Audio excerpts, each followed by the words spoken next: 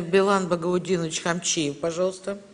Уважаемый Сергей Викторович, вот уже более года остается нерешенная проблема освобождения задержанных в Арабской Республике Египет правоохранительными органами этой страны 5 граждан Российской Федерации. Студенты были задержаны в Каире 14 августа 2018 года. Только через 5,5 месяцев удалось выяснить, что 4 этих граждан находятся в каирской тюрьме. Судьба 5-го до сегодняшнего дня неизвестна. Родители задержанных утверждают, что их сыновья злостного преступления не совершали, что единственной их виной может быть то, что они по незнанию или опрометчивости своевременно, не продлив визу, могли нарушить миграционное законодательство. Следует отметить, что указанные граждане ранее никаких противоправных действий не совершали, факта уголовных преследований не имеется, в том числе на территории Российской Федерации. Я обращался в МИД, обращался в консульство наше в Египте. Также данный вопрос мной поднимался. Продлите время, пожалуйста, завершите. С послом Египта в Совете Федерации. Однако до настоящего времени вопрос не решен. Прошу вас, уважаемый Сергей Викторович, проинформировать, какие меры принимаются и необходимо принять для скорейшего освобождения наших соотечественников, которые содержатся в учреждении особого режима в Каире, а также установление местонахождения гражданина Дугиева 5-го.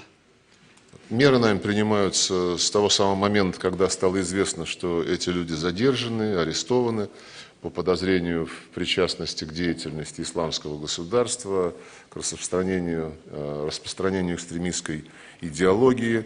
И, к огромному нашему сожалению, власти дружественного нам Египта уклоняются от выполнения своих обязательств по консульской конвенции, которая между нашими странами действует с 1975 года.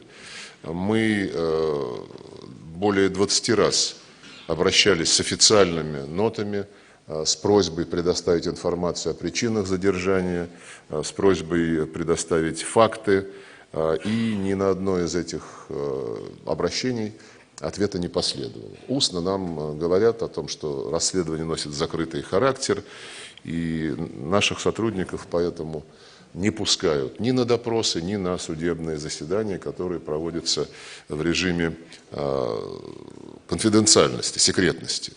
20 с лишним раз, 24, по-моему, раза мы обращались и с просьбой обеспечить консульский доступ к нашим гражданам. Из 24 обращений удовлетворено было только 2, и то вот совсем недавно, в октябре и в августе и ноябре этого года 2 было посещения. Наши граждане высказывали определенные жалобы, в том числе на возможности получать какие-то элементарные медицинские услуги. Мы официально сообщили об этом руководству пенитенциарного учреждения.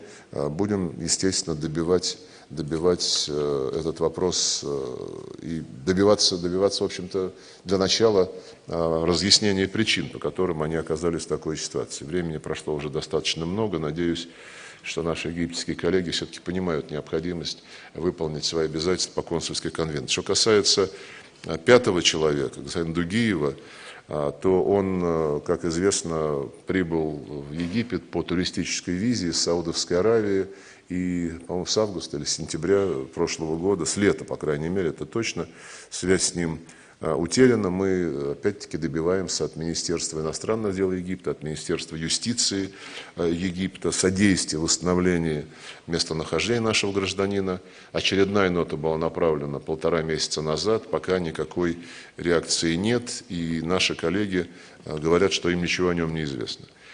Но будем продолжать добиваться внимания к этой теме. Мы ее ставим и в МИДе Египта, и в Министерстве юстиции.